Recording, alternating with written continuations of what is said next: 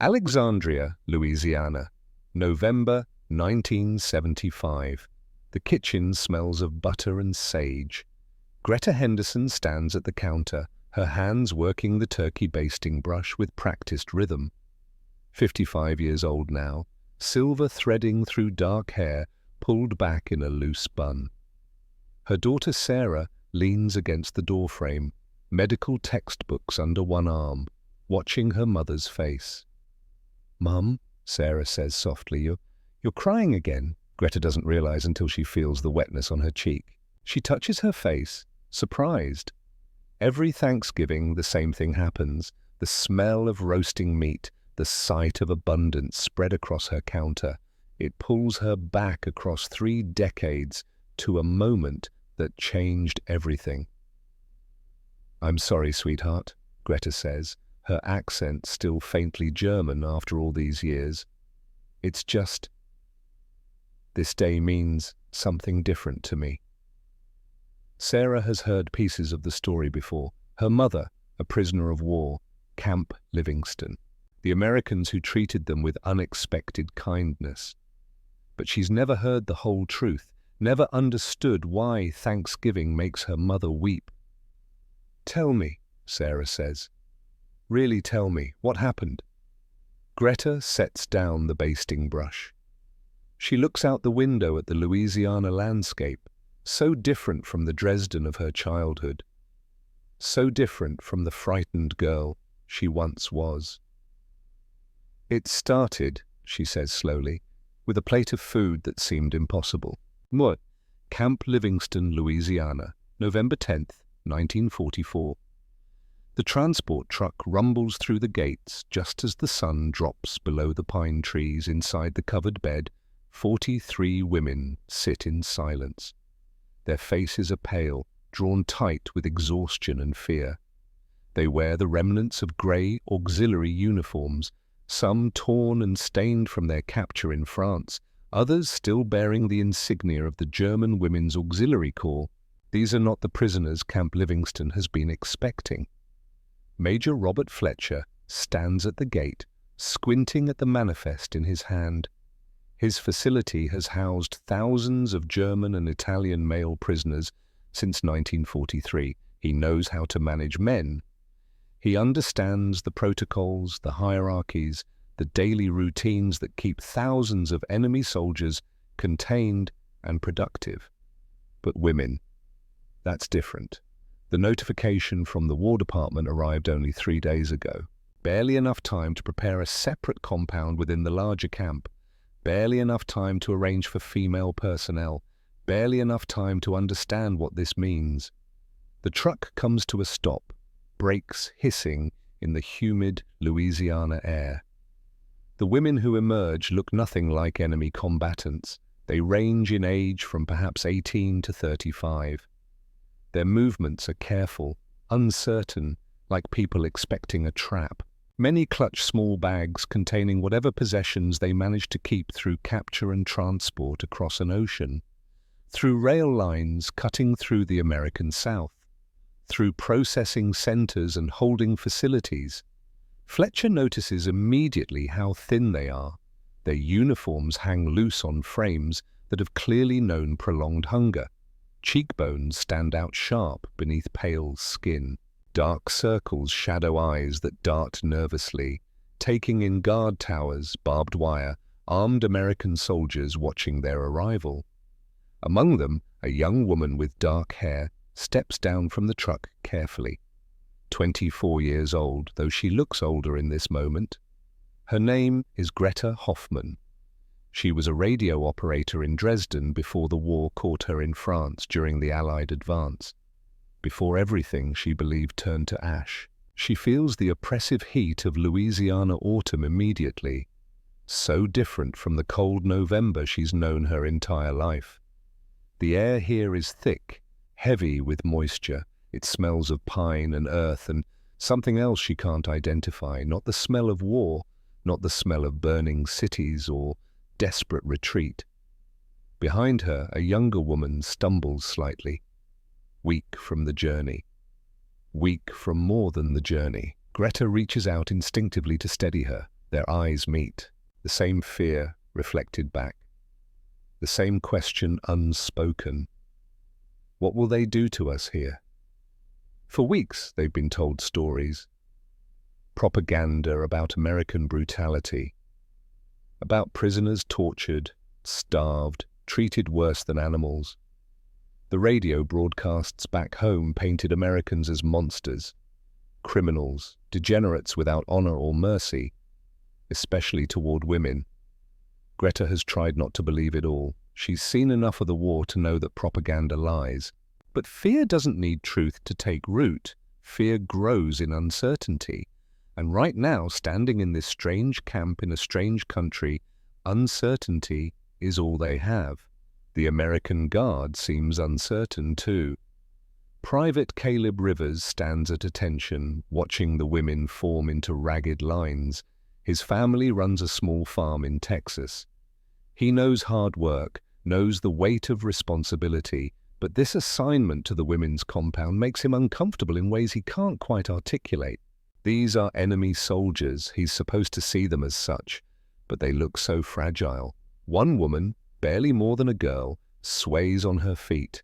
Rivers sees it happening, sees her eyes roll back slightly. He moves forward instinctively, offering his arm for support. She recoils from his touch. Her eyes go wide with terror.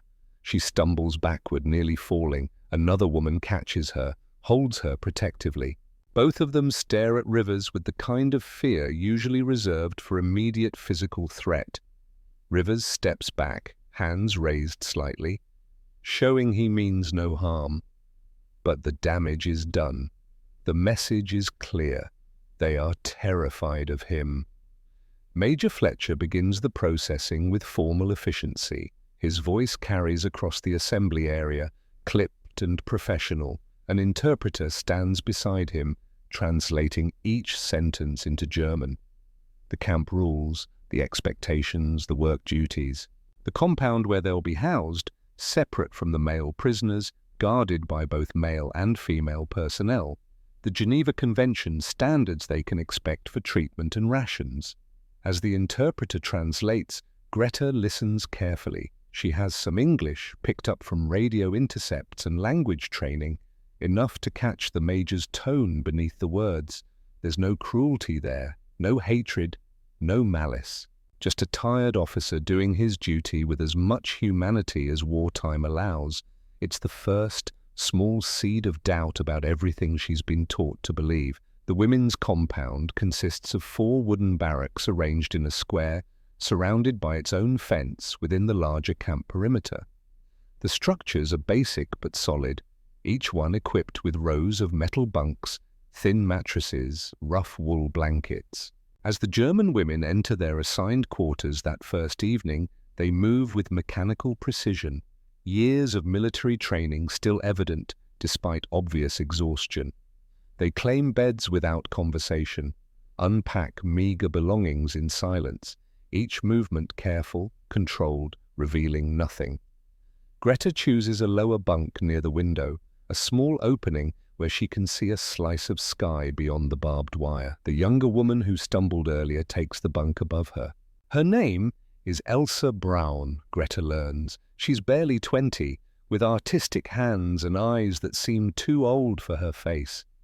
Across from them, another woman settles with quiet dignity. Anna Richter, a former nurse from Munich, perhaps 30 years old, with the calm competence of someone trained to handle crisis. Beside her, Margaret Klein clutches a small photograph of her family. 20 years old, the youngest of their group. Her fingers tremble as she tucks the photo under her pillow. That night, whispered conversations fill the darkness. The women share fragments of their stories, piecing together how they all ended up here in this impossible place. Most were captured during the Allied advance through France. Some had been administrative workers, others nurses or communication specialists. A few were caught simply because they were in the wrong place when German forces retreated in chaos. The fear is palpable in the darkness. They've heard stories about what happens to prisoners, particularly women prisoners in enemy hands. The propaganda they've been fed for years has painted Americans as barbaric, ruthless, concerned only with revenge.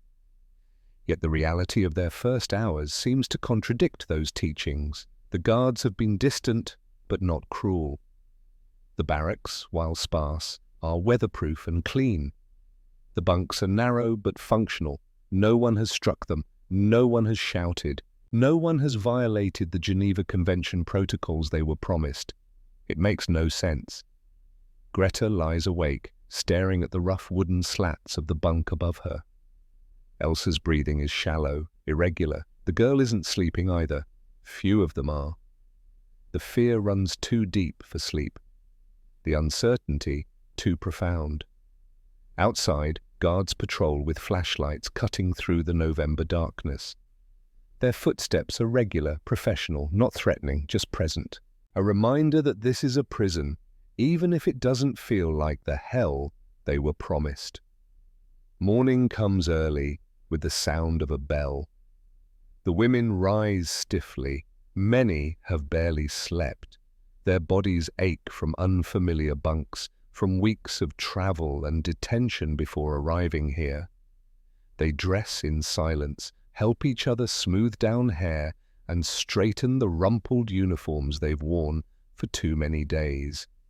They're led to a washing facility where cold water flows from simple spigots. After months of travel and detention in various holding facilities, the opportunity to clean themselves feels like unexpected luxury. Even in the November chill, even with water so cold it makes their hands ache. They wash carefully, methodically, savoring the small dignity of being clean. Greta splashes water on her face and feels slightly more human, slightly more like herself instead of the terrified creature she's become. She catches her reflection in a piece of polished metal serving as a mirror. Dark circles under her eyes, cheekbones too prominent, skin pale from weeks without proper sun or food. She barely recognizes herself. Breakfast is served in a mess hall that has been partitioned to separate them from the male prisoners. The women file in, eyes downcast, expecting the worst. Expecting the minimal survival rations they've learned to accept. Expecting another day of slow starvation dressed up as proper treatment. What they receive stops them in their tracks. Tin plates, each one holding a portion of oatmeal, steam rising in the cool morning air. A slice of bread, actual bread with substance to it. Weak coffee in metal cups. It's simple fare, institutional and bland, nothing remarkable by American standards. But for women who have spent the final months of the war in Europe watching rations dwindle to almost nothing, this simple breakfast seems impossibly generous. Greta takes her plate with trembling hands. She sits at the long table with Anna and Elsa. Margaret joins them a moment later. They all stare at the food before them, like it might disappear if they look away. The oatmeal is warm, not hot, but warm enough to send steam into the air. The bread is fresh, or at least fresher than anything they've seen in months. The coffee is weak and bitter, but it's coffee, actual coffee, not the ersatz substitutes they've been drinking since 1942. An older woman at the end of their table begins to cry, quiet tears falling into her oatmeal, shoulders shaking with suppressed sobs. Another prisoner leans close, asking in German what's wrong. "I haven't seen this much food at one time in over a year," the woman whispers. The confession spreads down the table like ripples in water. Others nod, eyes glisten with unshed tears. Because it's true, all of them have spent months, some over a year, watching food become scarcer, rations growing smaller, hunger becoming a constant companion that gnaws at thought and reason, and here on their first full morning in American captivity, they're being given warm food, enough of it, without cruelty or conditions or threats. Private Caleb Rivers stands watch as they eat. He notices how slowly they consume the food, how carefully, how nothing is wasted, how some women slip crusts of bread into their pockets when they think no one is watching. One woman's hands shake so badly she can barely hold her spoon. Another eats with her body curved protectively around her plate, as if expecting someone to snatch it away. The Americans watching have no idea that they've already begun to challenge everything these women believed about their enemy. The routine of camp life establishes itself quickly over the following days. The German women are assigned to light work duties, primarily in the camp laundry and kitchen preparation areas. They work in silence at first, efficient and meticulous, their military training evident in how they approach even mundane tasks like folding sheets or peeling potatoes. But the American staff begins to notice things, troubling things. Sergeant Rebecca Walsh oversees the women's compound. She's one of the few female personnel assigned to this unexpected duty. 30 years old, competent, no nonsense in her approach to military service. She's handled difficult assignments before, but this one is different. After meals, she finds crusts of bread hidden in pockets, portions of vegetables wrapped in cloth and secreted away in footlockers. At first, she assumes it's standard prisoner behavior, planning for potential shortages, preparing for the worst. But as she watches more carefully, she realizes it's something deeper. These women hoard food with the desperation of people who have known real starvation. Greta has developed a system with her bunkmates. Any food that can be saved is carefully preserved, hidden in their footlockers beneath spare clothing and personal items. They ration it among themselves, eating the saved portions late at night when hunger keeps them awake. It's a habit formed during the final terrible months in Europe when supply lines collapsed, when even military personnel went days without adequate food, when hunger became more dangerous than enemy fire. The abundance in the American camp seems too good to be true, too unstable to rely upon. Better to save what they can, better to prepare for the inevitable moment when generosity ends and cruelty begins. But that moment doesn't come. The younger women show the most visible signs of malnutrition. Margaret's clothes hang on her frame like a child wearing adult clothing. Her cheekbones stand out sharply. Dark circles shadow eyes that seem too large for her thin face. She moves slowly, conserving energy her body doesn't have to spare. Elsa struggles with simple tasks that shouldn't challenge a healthy woman in her early 20s. Carrying a basket of laundry leaves her breathing hard. Her hands tremble with weakness that has nothing to do with fear. Anna, with her nursing background, worries about several of the women who show symptoms of vitamin deficiencies and anemia, the kind of malnutrition that doesn't kill quickly but wears the body down over months. She tries to request medical attention through the interpreter, but her limited English and fear of drawing unwanted attention make communication difficult. Private Rivers notices Elsa struggling to carry a basket of wet laundry that should not be beyond the strength of a healthy young woman. He moves to help instinctively. Years of farm work have taught him to assist when someone is struggling. She flinches away from him, not with the terror of that first day, but still with clear discomfort, still with the learned wariness of someone who expects men in uniform to mean harm, not help. Rivers steps back immediately, but not before he sees how her hands tremble, how her breath comes short, how her body shows the unmistakable signs of prolonged deprivation. That evening he mentions his observations to Sergeant Walsh. "These women are starving," he says bluntly. "Whatever they've been through, they're not getting enough food here to recover from it." Walsh has noticed the same thing. She brings the concern to Major Fletcher, who immediately orders the camp doctor to examine all 43 women. Doctor Samuel Brennan is a veteran of the North African campaign. He's seen malnourishment before. He's treated soldiers who went too long on too little. He thinks he knows what to expect. Even he is shocked by what he finds. The examinations take 2 full days. Each woman weighed, measured, checked for obvious deficiencies and health problems. Dr. Brennan works methodically, professional in his manner, but unable to hide the growing concern in his eyes. More than half the women are significantly underweight, not just thin, dangerously, medically underweight. Their bodies are consuming themselves for fuel, muscles wasted, bones too prominent beneath pale skin. Several show signs of scurvy and other deficiency diseases, bleeding gums, easy bruising, hair that falls out in clumps, the kind of malnutrition that takes months to develop and months more to correct. Their bodies are eating themselves from the inside. The standard prisoner rations are adequate for healthy individuals, enough calories to maintain weight and function, but these women need more than maintenance. They need recovery. They need healing. They need nutrition that can rebuild what hunger has destroyed. Dr. Brennan submits his report to Major Fletcher with hands that aren't entirely steady.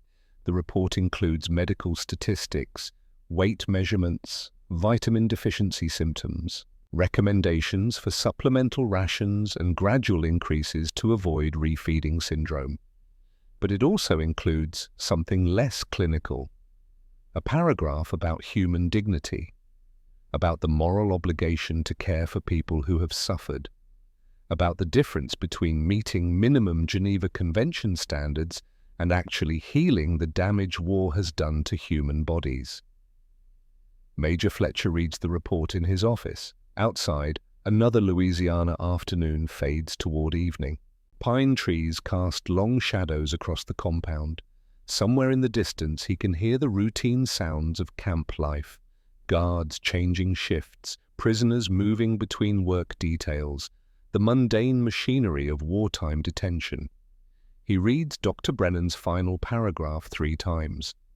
These women do not simply need adequate rations, they need care beyond the minimum requirements of international law. They need to be treated not as enemy prisoners to be warehoused until repatriation, but as human beings who have suffered and deserve dignity in their recovery. Fletcher is 43 years old, career military. He's run this facility by the book for 2 years. He understands protocols and procedures. He knows what is required and what is merely recommended, but he also knows what is right. He approves Dr. Brennan's recommendations immediately.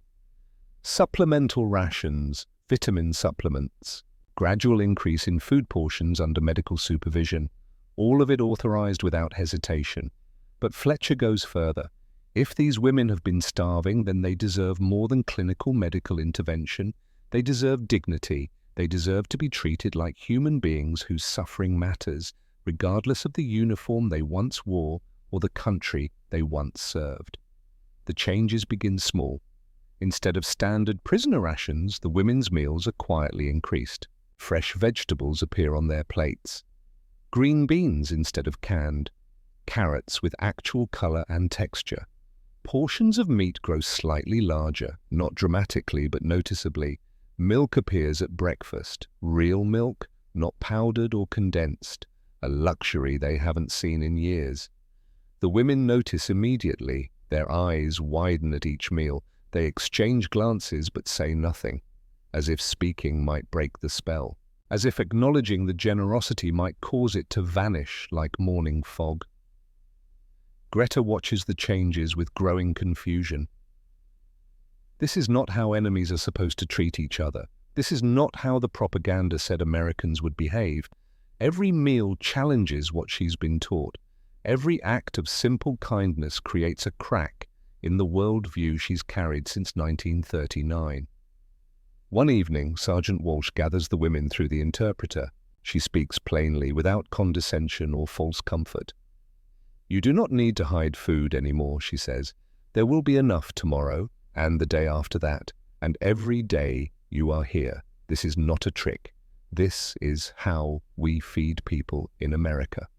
The women exchange uncertain glances. Greta, who has emerged as an unofficial leader among the prisoners, speaks up in her halting English. She's been practicing, learning from the guards who are willing to teach, picking up words and phrases that might help her navigate this strange new reality. "In Germany," she says carefully, choosing each word, "they told us Americans would starve prisoners, that you hate us, that you want us to suffer." The words hang in the air. Honest, vulnerable. a confession of the propaganda that shaped their expectations.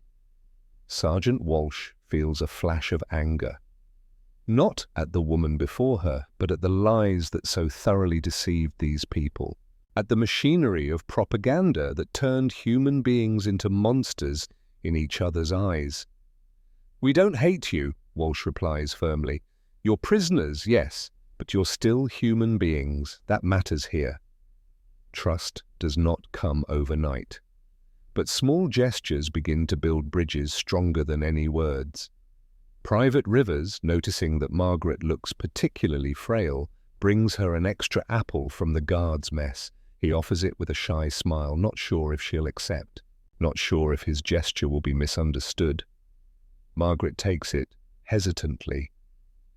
Tears well in her eyes at the simple kindness, at the recognition that someone noticed her suffering and cared enough to do something about it. Anna, working in the kitchen one afternoon, accidentally burns her hand on a hot pot. The pain is sharp, immediate. She gasps, pulling her hand back, cradling it against her chest. Corporal James Washington, the cook supervising the kitchen that day, doesn't ignore her pain, doesn't tell her to get back to work. Instead, he immediately takes her to the medical station, stays with her while Dr. Brennan treats the burn, speaks to her gently even though she understands maybe one word in 5. These acts of casual humanity confuse the German women more than cruelty would have. They were prepared for hatred, for revenge, for confirmation of every terrible thing they'd been taught about their enemies. They had armor against cruelty, defenses against violence, strategies for survival in the face of brutality. But ordinary kindness from ordinary people, that they have no defense against. Elsa confides to Greta one night, whispering in the darkness of their barracks, "If Americans are supposed to be monsters, why do they care if we're hungry? Why does that doctor look at us with concern instead of contempt?" Greta has no answers, only her own growing confusion about everything she once believed without question. The days settle into routine. Work assignments, meals, rest periods, language lessons that some of the women begin attending in the evenings, the rhythm of camp life that is boring in its predictability but somehow comforting in its lack of violence. November 20th, 1944.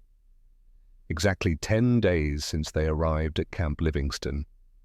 Major Fletcher calls an assembly in the women's compound. His presence signals that something important is about to happen. Announcements in prison camps rarely bring good news. The 43 women gather in the common area between their barracks, faces reflecting curiosity mixed with apprehension. Fletcher speaks through the interpreter, explaining carefully, "The fourth Thursday of November is an important American holiday called Thanksgiving, a day when Americans gather with family to express gratitude and share an abundant meal together. This year, Thanksgiving falls on November 23rd, just 3 days away." The major pauses, seeming to choose his words carefully.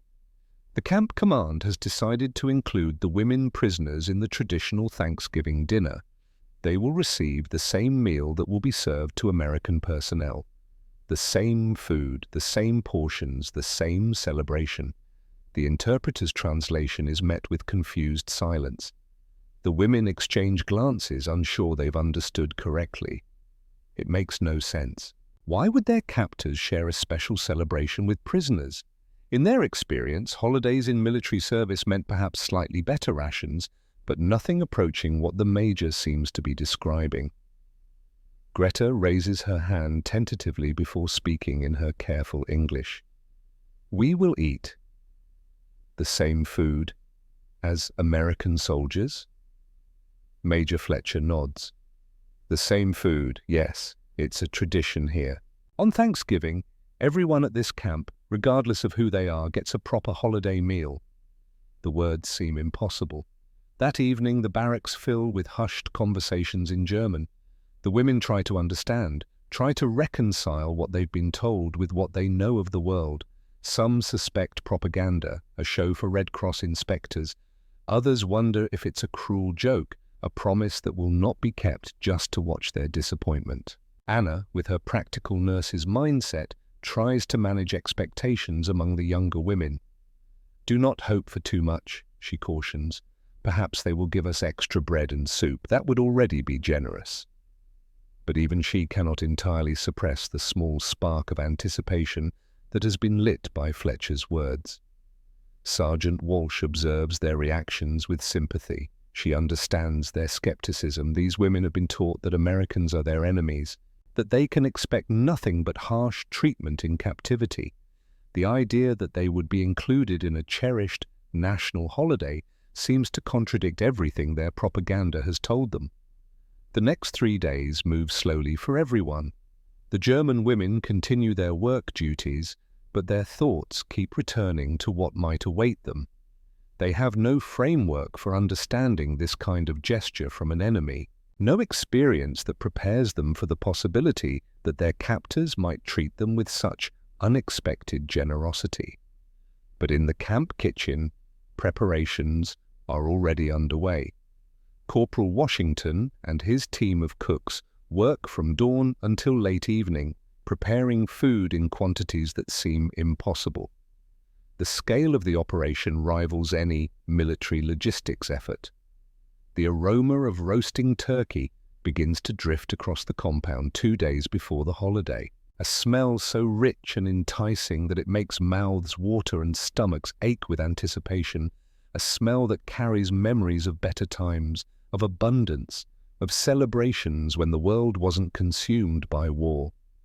Greta catches the scent while working in the laundry. She stops, hands buried in soapy water, and just breathes it in. Her eyes close. For a moment she's transported back to Dresden before the war, her father's bookshop, her mother's kitchen at Christmas, the smell of good food and safety and home. Then she opens her eyes and she's back in Louisiana, back in the prison camp, back in the impossible present where enemies smell like turkey and Thanksgiving instead of hate. She doesn't know whether to hope or to guard her heart against inevitable disappointment. November 23rd, 1944, dawns with crisp autumn weather, unusual for Louisiana, but welcome after weeks of humidity. The German women rise early, anxiety and anticipation making sleep impossible in the final hours before morning. They dress in their cleanest uniforms, help each other smooth down hair and straighten collars. The atmosphere in the barracks feels like preparation for an inspection, but underneath the nervous energy runs something else. Hope. Fragile and uncertain, but present nonetheless. At 1100 hours, the women are assembled and led toward the main mess hall. As they approach, the smell of roasted meat and baked bread grows stronger, so rich and overwhelming that several women feel dizzy, their bodies responding to the promise of food with an intensity that surprises them. They enter the building in a quiet line, eyes adjusting from bright November sunlight to the dimmer interior. What they see stops them in their tracks. The mess hall has been transformed. Long tables stretch the length of the room, covered with white cloths. Place settings have been arranged with care, each spot marked with a plate, utensils, a napkin folded precisely, a cup waiting to be filled. But it's not the decoration that strikes them silent, it's the food. Platters of sliced turkey, golden brown and glistening, sit at intervals along every table. The meat is piled high, steaming slightly in the cool air. Each slice perfect, professional, abundant. Bowls of mashed potatoes, their surfaces smooth and topped with melting butter. Green beans, glazed carrots, stuffing fragrant with herbs and onions. Cranberry sauce in deep red mounds. Baskets of fresh bread, crust golden and cracked, revealing soft, white interior. And at the end of each table, whole pies with lattice crusts, apple and pumpkin, more dessert than most of them have seen in 3 years of war. Margaret Klein makes a sound halfway between a gasp and a sob. Beside her, Elsa Braun reaches out to grip the doorframe for support, her legs suddenly weak, her vision swimming. Greta Hoffmann feels tears spring to her eyes before she can stop them. This is not prison food. This is not even military rations. This is abundance beyond anything they've seen in years. Food in quantities that seem wasteful, impossible, almost obscene in its generosity. The American soldiers are already seated at some tables. They've left the best positions for the German women, the seats closest to the serving platters, the spots with the clearest view of everything laid out before them. Major Fletcher stands at the front of the hall. His voice carries across the sudden, stunned silence. Today we share a meal as Americans have done for hundreds of years. Today we give thanks for what we have, and we share it with everyone at this table. Please sit. The women move forward hesitantly, still unable to fully believe what they're seeing, still waiting for the moment when it will be revealed as illusion or trick.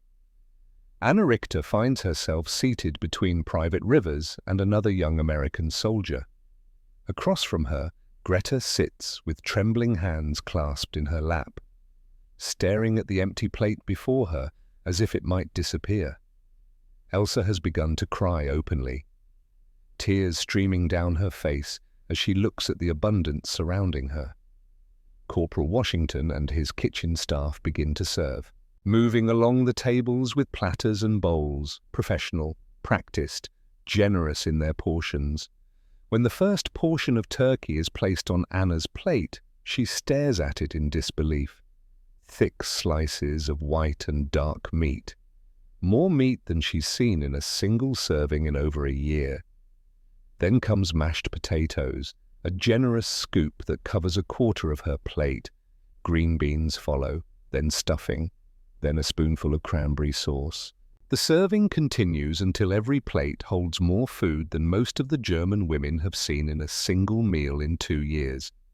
The portions are not meager prisoner rations carefully measured for minimum sustenance. They are generous, abundant, the kind of serving one might give to honored guests, to family, to people whose well-being matters. The women stare at their plates in stunned silence. Margaret Klein whispers in German to the woman beside her, asking if this is real. Her voice cracks with emotion as she reaches out tentatively to touch the mashed potatoes, as if they might vanish under her fingertips. The warmth of the food, the reality of it, the undeniable physical presence of abundance, it brings fresh tears to her eyes. Around the hall, similar scenes unfold as German women confront abundance they've been told does not exist in America. Major Fletcher raises his cup. In keeping with tradition, I want to express gratitude for this meal, for the men and women serving here, and for the hope that one day this war will end and we can all return to our families. The interpreter translates. Several of the German women nod, their own thoughts turning to distant homes and uncertain futures. Corporal Washington, standing near the kitchen entrance, calls out in his deep voice, "Dig in, everyone, don't let it get cold." The American soldiers begin to eat, the casual normalcy of their actions giving the German women permission to do the same. But picking up a fork feels like crossing an invisible threshold, accepting something they do not fully understand. Greta Hoffmann cuts a small piece of turkey. Her hands shake as she brings it to her mouth. The meat is tender, seasoned with herbs, moist and flavorful in ways she has almost forgotten food can be. She chews slowly, eyes closing, taste and memory colliding. This is food prepared with care, with skill, with the assumption that the people eating it deserve something good. She has not felt deserving of anything in so long that the simple act of eating well feels like forgiveness she has not earned. And in that moment, surrounded by former enemies sharing their most sacred holiday, Greta Hoffmann begins to understand that everything she's been taught might be a lie. Anna Richter tries the mashed potatoes next. Creamy and rich with butter. Rich. The texture is smooth, luxurious, in a way she has nearly forgotten exists. The flavor hits her tongue and something breaks inside her chest. She cannot stop the tears that begin to fall. She is not alone. Throughout the hall, German women are crying as they eat. Overwhelmed by flavors they had nearly forgotten existed, by the sheer abundance of what has been given to them, by the contradiction between what they were taught and what they are experiencing. Private Caleb Rivers sits beside Anna, watching her tears with a tightness in his own throat. He wants to say something comforting, but does not know if she would understand his English, does not know if she would trust his intentions even if she could. Instead, he simply passes her the basket of bread, a small gesture of shared humanity that needs no translation. Anna takes a piece with trembling fingers. "Thank you," she whispers, one of the few English phrases she has learned. The meal continues in relative quiet, the usual boisterous atmosphere of a military dining hall subdued by the emotional weight of the moment. American soldiers watch their former enemies experience something that seems to break through barriers stronger than barbed wire or guard towers. Something fundamental is shifting in this room, the act of sharing food, of breaking bread together, of sitting at the same table as equals rather than captors and captives. It creates connections that protocol and propaganda cannot touch. As plates begin to empty and the initial shock subsides, conversation starts. Tentative at first, then growing more natural as food works its ancient magic of bringing people together. Private Rivers attempts to explain to Anna what each dish is called, pointing and speaking slowly, enunciating each word carefully. "Turkey," he says, gesturing to the meat. "Thanksgiving turkey." "More," Anna repeats the word carefully, her German accent thick, but her effort genuine. "Turkey." "Mashed potatoes." He points to the creamy white mound on her plate. "Mashed potatoes." "Green beans." "Green beans." The simple exchange feels monumental. Language bridging the gap between enemy nations, between people who were told to hate each other. Across the table, Corporal Henry Whitmore pulls out his wallet.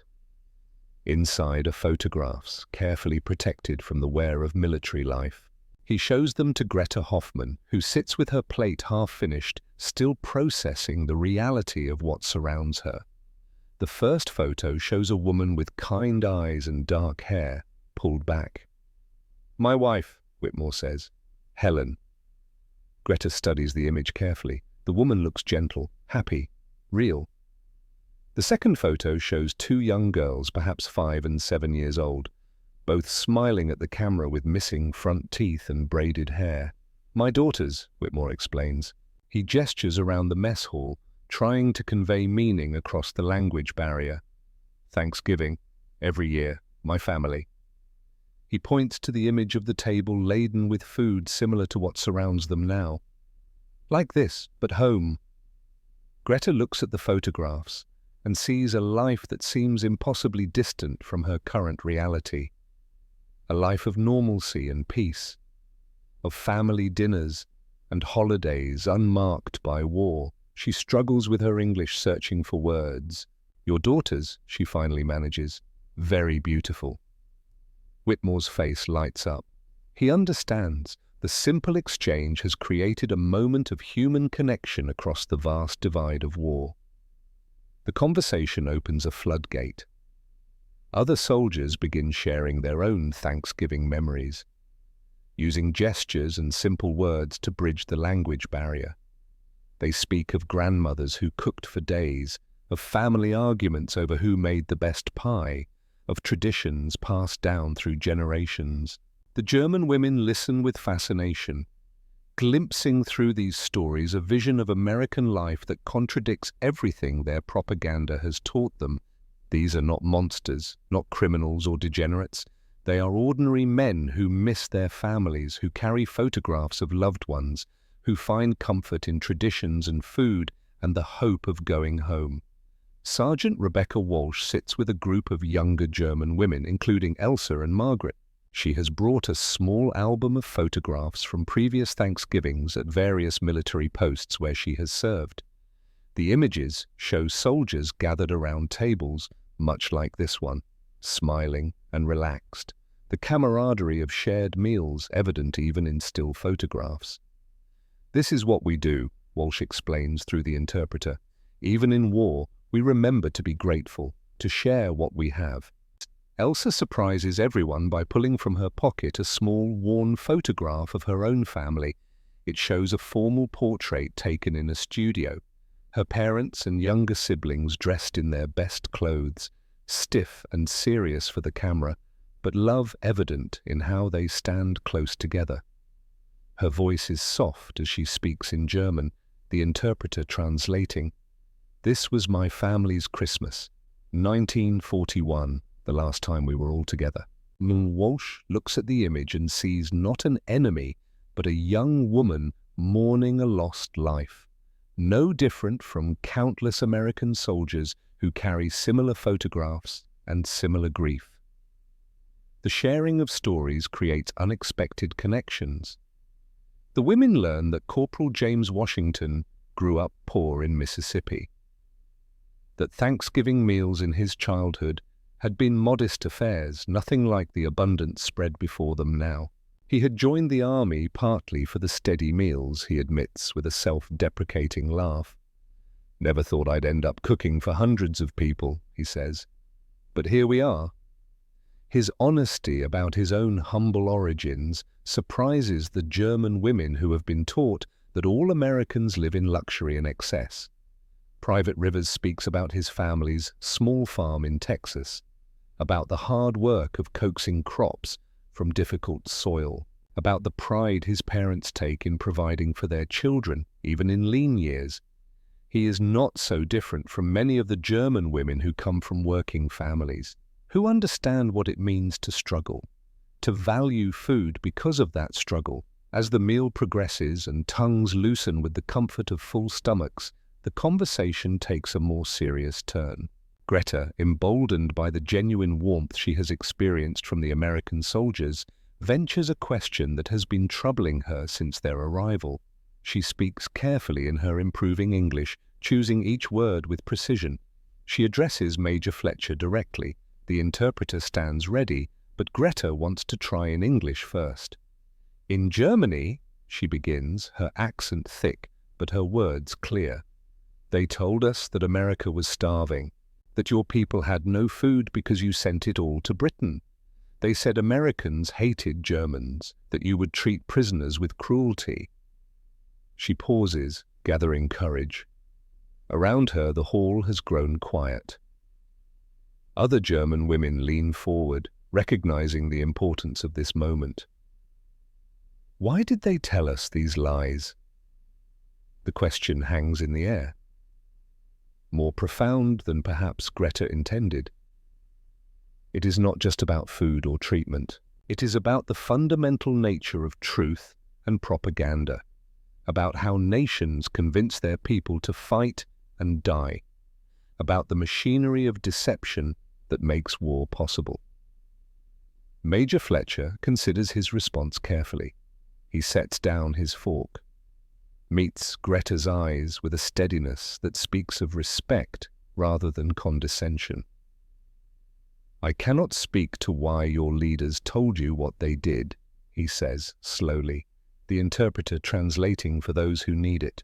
"But I can tell you that America has enough food, enough resources. We believe that even enemies deserve to be treated with basic human dignity.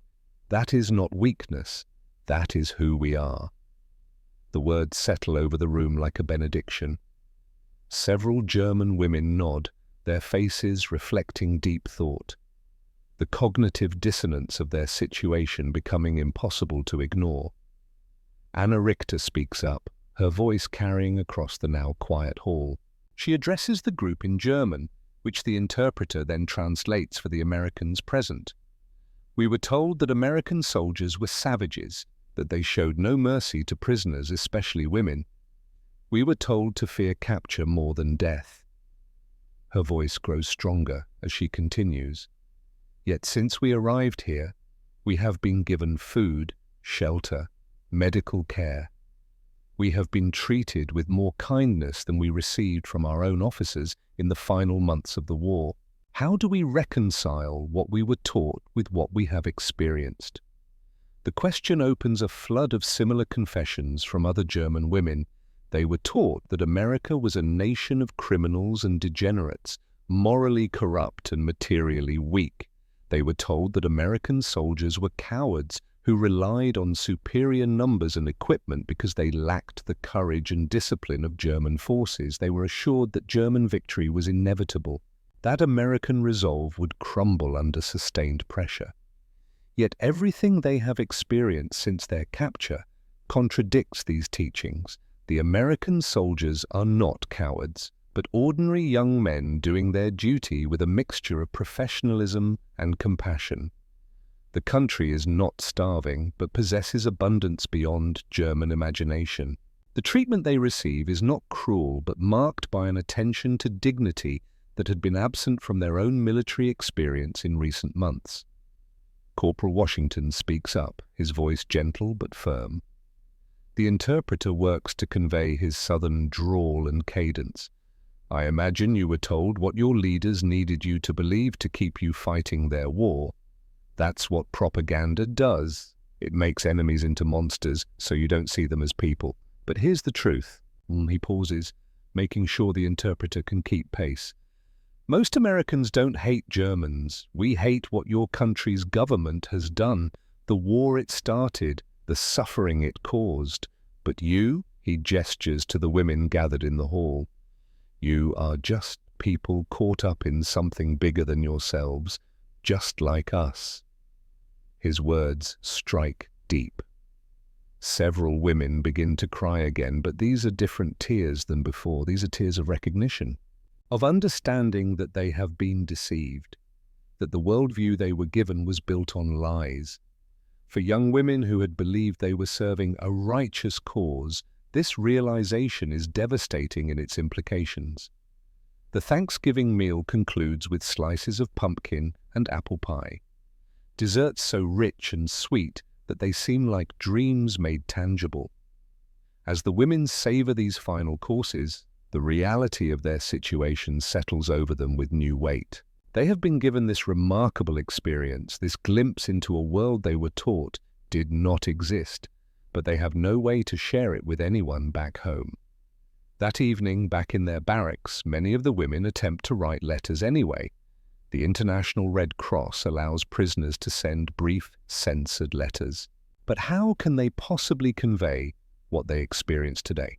How can they describe in a way that will pass the censors this complete contradiction of everything they were taught? Greta sits on her bunk with a precious piece of paper and a stubby pencil, trying to find words that would pass inspection while still communicating something meaningful to her mother in Hamburg. She writes about the weather, about being healthy and adequately fed, about the work duties she performs. Safe, neutral topics that reveal nothing of importance, but what she wants to write burns in her chest like fire. She wants to tell her mother that Americans served her a feast on their national holiday, that they included enemy prisoners in their celebration with genuine warmth. She wants to describe the abundance, the compassion, the fundamental decency she has encountered. But such words would be censored, or worse, might bring suspicion upon her family for receiving a letter from a daughter who has clearly been corrupted by enemy influence. Anna faces a similar dilemma as she attempts to write to her younger sister. How can she explain that everything they were taught about America was false? How can she convey that their enemies are treating her better than her own officers had in the final chaotic months before her capture? The enormity of the deception they have been subjected to feels overwhelming. She finds herself unable to write anything beyond bland assurances of her continued survival. Elsa gives up on writing entirely, too confused by her conflicting emotions to form coherent thoughts. Instead, she speaks quietly with Margaret about what the day has meant. "I do not know who I am anymore," she confesses. "I believed I was serving Germany, protecting our homeland, but if they lied to us about America, what else did they lie about? What were we really serving?" The questions have no easy answers, but asking them is itself a form of awakening. The days following Thanksgiving bring a noticeable change in the atmosphere of the women's compound. The German prisoners seem less guarded, more willing to engage with their American captors beyond the minimum required interactions. The meal has created a foundation of trust, fragile but real, upon which new relationships begin to build. Language becomes both a barrier and a bridge. Greta takes the initiative to ask Sergeant Walsh if English lessons might be possible. Her request, delivered in careful, halting English, surprises Walsh but pleases her immensely. Within 2 days, Walsh has organized informal classes, 3 evenings per week in the common area of the women's compound. Private Rivers volunteers to help, along with Corporal Whitmore. Both men have patience and gentle manners that make them effective teachers, despite having no formal training in language instruction. The first lesson draws nearly 30 of the 43 women. They sit on benches in the common area, notebook paper and pencils distributed by the guards. Their faces show a mixture of nervousness and determination. Learning the enemy's language feels like both a practical necessity and a small betrayal. Sergeant Walsh begins with simple phrases. "Hello, how are you?" the women repeat in chorus, their German accents thick but their effort genuine. "Thank you." "Thank you," they echo. "Please. Please. Yes, no. Yes, no." When Margaret Klein successfully asks Private Rivers for water in English, the entire group applauds her accomplishment. The small victory feels momentous. Language is power. Language is connection. Language is the first step toward understanding. Anna, with her nursing background, focuses on learning medical terminology. She works with Dr. Samuel Brennan during her infirmary duties, pointing to items and asking for their English names. "Bandage. Bandage," she repeats carefully. "Thermometer. Thermometer. Medicine. Medicine. Blood pressure. Blood pressure." Dr. Brennan recognizes her intelligence and dedication. He often spends extra time teaching her not just vocabulary, but proper medical procedures, how Americans organize their clinics, how they track patient care, the systems and protocols that make military medicine effective. "She learns faster than some of my own corpsmen," he remarks to Major Fletcher one evening. "She has real talent for this work." The language lessons create unexpected moments of humor that help ease lingering tensions.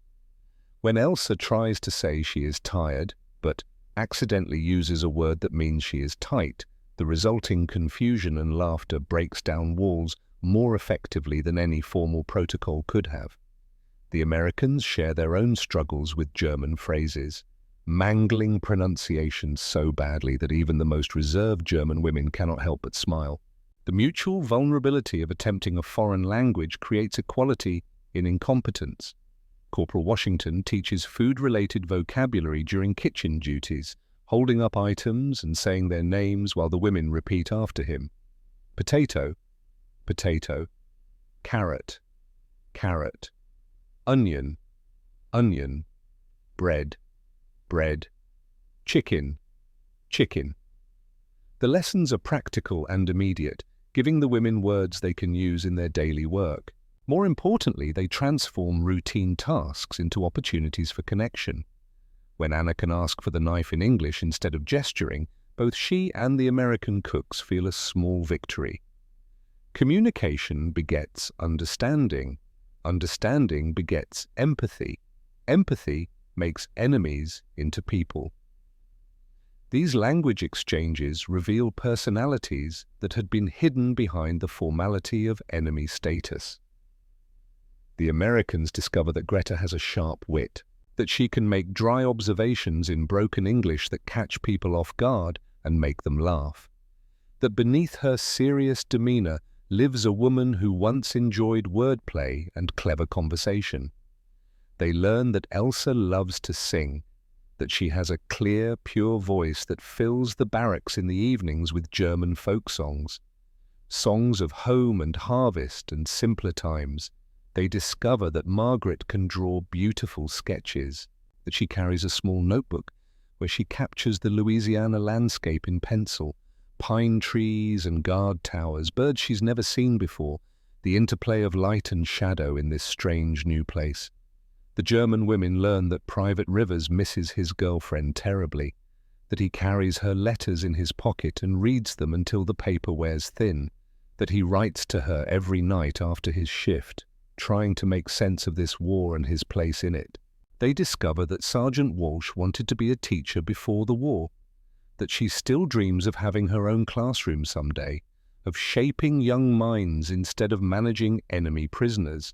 They learn that Corporal Whitmore can tell jokes that transcend language barriers through physical comedy alone, that he can make people laugh with exaggerated expressions and pantomime that needs no translation. They are becoming slowly but unmistakably not just prisoners and guards, but people who know each other, who recognize each other's humanity, who cannot maintain the fiction of the monstrous enemy when faced with daily evidence of ordinary human goodness. December arrives with colder weather and troubling news from Europe. Allied forces continue their advance into German territory. The war is clearly entering its final phase. Germany's defeat is no longer a question of if, but when. Major Fletcher receives regular intelligence briefings. The information he reads disturbs him deeply. Reports from the field are beginning to describe discoveries that challenge comprehension. Labor camps, death camps, evidence of systematic atrocities on a scale difficult to believe. He faces a difficult decision about whether to share this information with the German women. They have a right to know what is being discovered in their homeland, what their government has done in their name. Yet the revelations will be devastating. They have already undergone tremendous psychological stress, learning that their entire worldview was built on lies about America. Now they may learn that the lies went deeper, that the cause they served was not merely misguided, but evil. After consulting with Dr. Brennan and Sergeant Walsh, Fletcher decides that truth, however painful, is preferable to allowing the women to remain ignorant. On December 8th, he announces that American newspapers will be made available in the camp library, including those with reports from Germany and occupied territories. The women who can read English will be able to access information about the war's progress and conditions in their homeland. The interpreter will be available to help translate articles upon request. Greta is among the first to enter the library that afternoon. She has developed enough English reading comprehension to work through newspaper articles slowly, using a dictionary Walsh has provided, puzzling through vocabulary she doesn't know, building understanding sentence by sentence. The first article she reads describes the discovery of labor camps in occupied Poland. The words are clinical, journalistic, attempting to convey information without sensationalism, but the implications are horrific. Systematic starvation, forced labor under brutal conditions, mass graves containing thousands of bodies, infrastructure designed for industrial-scale death, not warfare. Not collateral damage, but deliberate, organized murder of civilians. Her hands begin to shake as she continues reading. The article includes photographs, grainy black and white images that show skeletal figures behind barbed wire, piles of emaciated bodies stacked like cordwood, the blank, dead eyes of people who have been reduced to something less than human. Anna finds her there an hour later.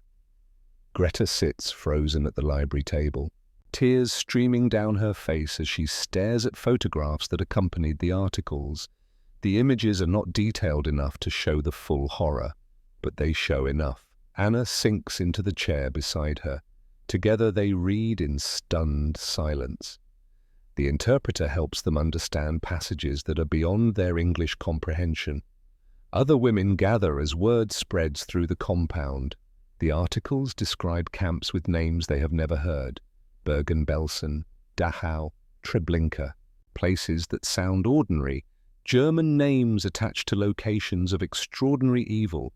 The reports detail systematic murder of Jews, political prisoners, Roma, homosexuals, anyone deemed undesirable by the Nazi regime. The scale of it is incomprehensible, not hundreds, not even thousands, but millions of people killed in organized, bureaucratic fashion, transported in cattle cars, sorted upon arrival, those deemed useful worked to death, those deemed useless killed immediately. Bodies burned in ovens designed for the purpose. This is not collateral damage from war. This is planned extermination. The German women's reactions range from disbelief to horror to desperate denial. Some insist the reports must be Allied propaganda, exaggerations designed to justify the war against Germany. They cannot accept that their country, their government, could do such things. But others, confronted with photographs and eyewitness accounts from multiple sources, cannot sustain that denial. They have to face the possibility that they served a regime engaged in crimes beyond imagination, that the uniform they wore represented something monstrous, that their service, however innocent in intent, contributed to machinery of death. Margaret Klein becomes physically ill. She runs to the latrine and vomits until there is nothing left in her stomach, heaving with dry sobs as the full weight of the revelations hits her. She had believed she was serving her country's defense, protecting German homes and families from foreign aggression. Instead, she had been part of a system that murdered innocents on an unprecedented scale. The cognitive dissonance is unbearable. How can both things be true? How can she have served evil while believing she served good? How can ordinary people participate in extraordinary atrocity without knowing? Or did they know? Did everyone know and she was simply too naive to see? That evening, the barracks are silent except for muffled crying. Women lie in their bunks, grappling with information that shatters their understanding of themselves and their country, the foundations of identity crumbling beneath the weight of truth. Everything they believed was a lie, not just about America, but about Germany, about the cause they served, about who they are and what they have done. The guilt is crushing. Even those who never witnessed the camps, never participated directly in atrocities, cannot escape the knowledge that they wore the uniform, they supported the war effort, they contributed, however small their individual role, to the machinery that made such horrors possible. Does ignorance absolve them? Does good intention matter when the cause they served was evil? These are questions without easy answers, questions that will haunt them for the rest of their lives. The weeks following the revelation bring profound soul-searching. Major Fletcher observes their struggle with sympathy tempered by justice. These women clearly had not known about the death camps, had not participated directly in atrocities, but they had been part of the machine that made such horrors possible. He consults with Chaplain Captain Robert Morrison about how to address their moral crisis. The chaplain is a thoughtful man who studied theology before the war. He suggests allowing the women access to religious services and counseling if they wish. He offers to make himself available for anyone who needs to talk, to confess, to try to make sense of the senseless. Several women, including Anna and Margaret, begin attending Sunday Protestant services held in the camp chapel. The familiar rhythms of liturgy provide small comfort, a framework for understanding sin and redemption, for believing that even the worst can be forgiven if truly repented. Father Michael O'Brien, the Catholic chaplain, offers to hear confessions from anyone who desires it, regardless of their denomination, regardless of the language barrier. Some things transcend words.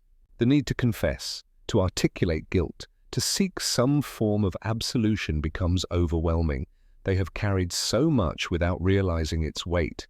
Now the burden threatens to crush them. Greta struggles differently. She is not particularly religious, finds no comfort in prayer or confession. Instead, she turns to Sergeant Walsh, asking through her improving English if they can talk privately. Walsh agrees. They sit together in the library one evening. The same room where Greta first learned the truth, where the walls of her old life came crumbling down. "I thought I was a good person," Greta says, her voice breaking. "I joined the Women's Auxiliary Corps because I believed Germany needed defending. I never wanted to hurt anyone. I thought I was doing right thing." She struggles with the English, with the concepts too large for her limited vocabulary. "But I helped them," she continues. "Even if I did not know, I helped them do these terrible things. How can I be a good person if I helped do evil?" The words hang between them, raw, honest, a confession that strips away every defense. Walsh listens without offering easy platitudes, without false comfort. She thinks carefully before responding. "You cannot change what you did when you did not know better," she finally says. "None of us can change the past, but you can choose what you do now that you do know. That is what defines you, not your past ignorance, but your present choices." The words offer no absolution, but they provide a framework for moving forward. Responsibility without paralysis. Acknowledgement without self-destruction. The possibility that a person can be both complicit and redeemable, both guilty and deserving of a future. Greta sits with those words in the silence of the library. Outside, Louisiana night settles over the camp. Stars emerge in the cold December sky. The world continues despite everything, despite atrocity and revelation and the crushing weight of truth. She thinks about the choice before her, who she will be now that she knows, how she will live with what she has learned, what she owes to those who suffered, what she owes to herself. There are no easy answers. But for the first time since entering that library weeks ago, Greta Hoffmann begins to believe that answers might be possible. That redemption, however hard won, might lie somewhere ahead. That the rest of her life can be defined by choices made with open eyes rather than propaganda-blinded faith. It is a small beginning, but it is a beginning nonetheless. The weeks after the library revelations settle into a new kind of normal. The women still work their assigned duties, still attend English lessons, still gather for meals in the mess hall where abundance no longer shocks but has become expected. But something fundamental has shifted beneath the surface of routine. They are living in the space between who they were and who they might become. December brings preparations for another American holiday. Major Fletcher announces that local families from nearby communities have reached out through church networks. They have heard about the German prisoners. They want to share Christmas with people far from home. The announcement creates tremendous excitement mixed with anxiety among the women. 10 prisoners will be selected based on good conduct and improving English skills. They will spend Christmas afternoon and evening with Louisiana families under light guard supervision. When the names are called, Greta Hoffmann hears hers first, Anna Richter second, Margaret Klein third, Elsa Brown fifth. 10 women total chosen from the 43. The others show no resentment, only a kind of vicarious hope, as if the experience of those selected might somehow extend to all of them. The Henderson family arrives on Christmas morning to collect their 3 guests. Edward Henderson is perhaps 50 years old, weathered by sun and farm work. His wife Martha has gentle eyes and capable hands. They have 2 sons serving in Europe, they explain through careful English and hand gestures. Sons who might be prisoners themselves somewhere. Sons who they hope are being treated with the same kindness they wish to show today. The drive to the Henderson farm takes 20 minutes through Louisiana countryside. Greta stares out the window at landscapes so different from anything she has known in Europe. Even in December, vegetation remains green. Farmhouses dot the rolling land, most modest but well maintained, painted white or yellow, porches with rocking chairs, gardens dormant for winter but clearly tended with care. There is no visible war damage, no ruins, no evidence of bombing. No craters or burned buildings or skeletal remains of cities. The absence of destruction is itself remarkable. This is what a country looks like when war happens somewhere else, when the fighting remains distant and abstract instead of immediate and consuming. The Henderson home is a white, wooden farmhouse with a wide porch and large windows. Simple but comfortable. Inside, the smell of baking ham and sweet potatoes fills the air. Martha has set her good china on the dining table, fresh flowers arranged in a vase at the center despite the winter season. She has made these enemy prisoners feel not like captives on supervised leave, but like honored guests. During the meal, Edward and Martha ask about the women's families, their lives before the war, their hopes for the future. The questions are gentle, genuinely curious rather than interrogating. They want to know these young women as people, not as representatives of an enemy nation. Greta finds herself talking about her childhood in Dresden, about her father's bookshop, with its smell of leather bindings and old paper, about her mother's garden, where roses climbed the fence and herbs grew in neat rows, about walking to school along the Elbe River when the world was still whole. Anna describes her nursing training, the calling she felt to heal people, how that desire to help had led her to join the military medical corps. She had wanted to save lives, she explains. Even in war, she had believed she could do good. Margaret shows them her sketches, drawings she has made in the camp of birds and flowers, Louisiana species she has never seen before. Cardinals so red they seem impossible, mockingbirds with their varied songs, magnolia trees waiting for spring. Her artistic talent is evident despite limited materials. Edward brings out a map of Europe, unfolds it carefully on the table after the dishes are cleared. He asks the women to show him where they are from in Germany. Greta points to Dresden, Anna to Munich, Margaret to a small village whose name appears only on detailed maps. Edward's expression grows somber as he studies the locations. Many of these cities have been heavily bombed by Allied forces. He knows this from news reports, from letters his sons send when they can, from the relentless progress of war toward Germany's heartland. "I am sorry," he says quietly, "for what your families are enduring." The words surprise Greta. An apology from the enemy. Sympathy for German suffering even as Germany loses the war it started.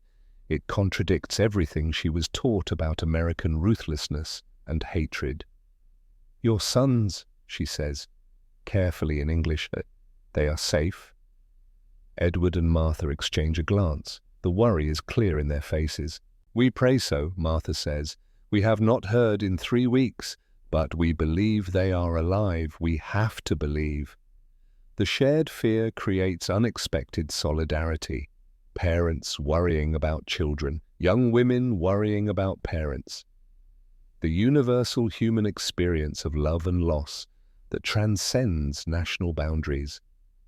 When the Hendersons drive the women back to camp that evening, they embrace each one. Martha holds Greta for a long moment, stroking her hair like a mother would, whispering words Greta only half understands but feels completely. "You are welcome in our home, always." 3 days after Christmas, Major Fletcher receives a letter from Edward and Martha Henderson. The request is unprecedented. They want to sponsor Greta Hoffmann for immigration to the United States after the war. They are willing to guarantee housing and employment, to help her complete her education if she desires, to treat her as family rather than as former enemy. Fletcher reads the letter twice, trying to process the implications. Other letters arrive in the following days. The Caldwell family wants to sponsor Elsa Brown, whose artistic talent touched them deeply. The Robinson couple, whose son died at Normandy, asks about sponsoring Anna Richter. They see in her a daughter figure, a way to transform their grief into something redemptive. These families recognize that the young women they met are not ideological Nazis, not monsters, but ordinary people caught in extraordinary circumstances, people whose genuine transformation and remorse deserve a second chance.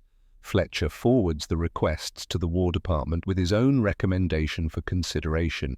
He notes the women's positive contributions to camp life, their evident transformation upon learning about their country's crimes, their eagerness to learn English and integrate into American culture, their respect for democratic values they are discovering for the first time.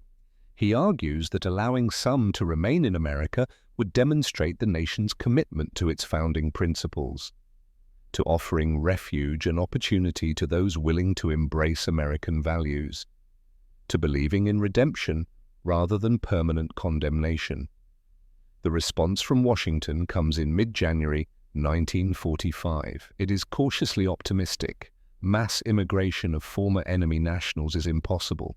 The war is not yet over. Public sentiment is still strongly against Germany, but individual cases might be considered after the war's conclusion, particularly for those with American sponsors willing to guarantee employment and housing. The women would need to renounce any allegiance to the Nazi regime, demonstrate English proficiency, show evidence of successful integration into American society, undergo extensive background checks, wait for approval that might take months or years. It is a narrow path. But it is a path. When Fletcher shares this information with the women in late January, the reaction is profoundly mixed. Some feel overwhelming gratitude for the possibility of a future in America, for the chance to build new lives in a country that showed them unexpected kindness, for escape from a Germany that exists now only in ruins and shame. Others struggle with the idea of abandoning their homeland entirely, the feeling that doing so would be a final betrayal, that their duty lies in returning to help rebuild, that running away to comfort and safety dishonors those who suffered and died. The choice is not simple, not purely practical. It involves fundamental questions of identity, loyalty, and belonging. Greta spends sleepless nights wrestling with the decision. The Henderson family has explicitly offered to sponsor her, promising help with education and employment. They see potential in her intelligence and language skills. They believe she could build a meaningful life in Louisiana, perhaps attend university, perhaps become a teacher, like she once dreamed. But accepting means acknowledging that she can never truly go home, that the Dresden of her childhood is gone, destroyed by Allied bombs and German defeat, that the girl who left for war cannot return to a place and time that no longer exist. It means choosing a new identity, becoming something other than what she was, German by birth but American by choice, neither fully one nor the other, forever caught between two worlds. Anna faces similar turmoil. Dr. Brennan has offered to help her complete nursing certification in America, providing a path to the profession she has always desired. The opportunity is extraordinary, far beyond what she could expect in devastated post-war Germany, where hospitals are destroyed and supplies non-existent. But her family is there, her younger sister, who she has not heard from in over a year, her aging parents who depended on her income before the war. How can she abandon them to pursue her own future in a foreign land? What kind of daughter, what kind of sister chooses comfort over duty? The women discuss these questions in hushed conversations during evening hours. There are no right answers, only choices that will shape the rest of their lives, choices that cannot be unmade once the path is selected. May 8, 1945. 9:10. The announcement comes over the radio in Major Fletcher's office, spreads through the camp within minutes. Germany has surrendered unconditionally. The war in Europe is over. Across America, celebrations erupt in streets and town squares. Soldiers embrace, civilians weep with relief. The nightmare that consumed the world for nearly 6 years has finally ended. At Camp Livingston, the mood is jubilant among American personnel, but deeply complicated for the German prisoners. Their country has been defeated, their world irrevocably changed. The future that seemed uncertain before is now completely unknown. Repatriation procedures begin immediately for German prisoners across the United States. Transport ships are being organized to return tens of thousands of men and women to occupied Germany. The process will take months, but the machinery of demobilization is already in motion. For the women at Camp Livingston, this means confronting the choice they have been contemplating for weeks: return to Germany or attempt to remain in America through the sponsorship program. Major Fletcher calls a final assembly on May 15th to explain the options clearly. Those who wish to return to Germany will be processed through displaced persons camps in Europe before being released to their home regions. They will receive basic supplies and assistance in reuniting with families. They will face an uncertain future in a devastated country, but they will be home. Those who wish to pursue immigration must complete extensive paperwork, undergo additional interviews and background checks, wait for approval that might never come. There are no guarantees, no promises that sponsorship will be sufficient. The safer, simpler choice is repatriation. The women have until the end of May to decide. The barracks fill with anguished conversations during the next 2 weeks. Of the 43 women who arrived at Camp Livingston 6 months ago, 28 choose to return to Germany. They have families to find, responsibilities to fulfill, a sense that their duty lies in helping rebuild their shattered homeland rather than escaping to easier circumstances elsewhere. Their decision commands respect. They are choosing the harder path, the one that requires facing consequences rather than fleeing them, the one that demands contributing to recovery rather than seeking refuge. But 15 women, led by Greta Hoffmann and Anna Richter, make the agonizing choice to stay. They submit applications for immigration, accept sponsorships from American families who have offered them futures they never imagined possible, begin the long process of transforming from enemy prisoners to potential citizens. The decision brings guilt alongside hope. Are they abandoning Germany in its darkest hour? Are they betraying families who need them? Are they taking the coward's path by choosing safety over sacrifice? Or are they choosing to live according to values they discovered during captivity? Values of human dignity and second chances. Values that Germany did not teach them, but America showed them through unexpected compassion. Elsa Brown writes a letter to her mother, not knowing if it will ever be delivered. She describes the kindness she has received from the Caldwell family, the education in art they have promised to support, the opportunity to become something more than she was, to live without fear or hunger or the crushing weight of propaganda. She expresses love and longing for her family, for her homeland, for the life she once knew. But she also expresses determination to build a future that honors what she has learned about herself and the world, about the difference between blind loyalty and conscious choice, about the possibility of redemption through different service. Whether her mother will understand or forgive, she cannot know. The letter is sent through Red Cross channels. It may arrive, it may be lost in the chaos of occupied Germany. It may be read or burned or delivered to an address that no longer exists. All Elsa can do is send it and hope.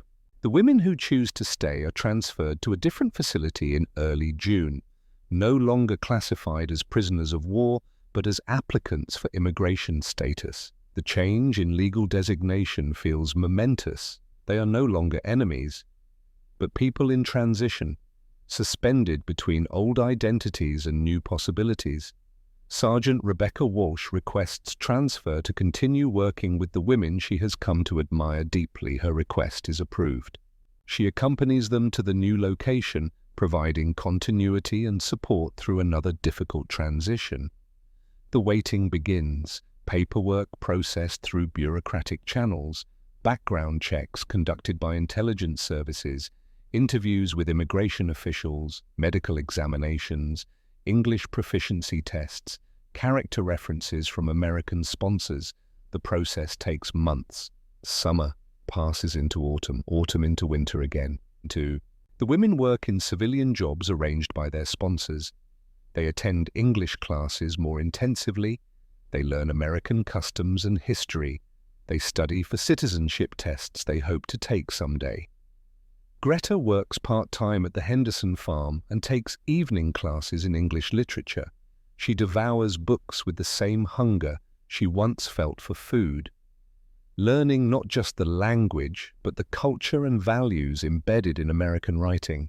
Anna shadows Dr. Brennan at a civilian hospital, continuing her nursing education under his mentorship.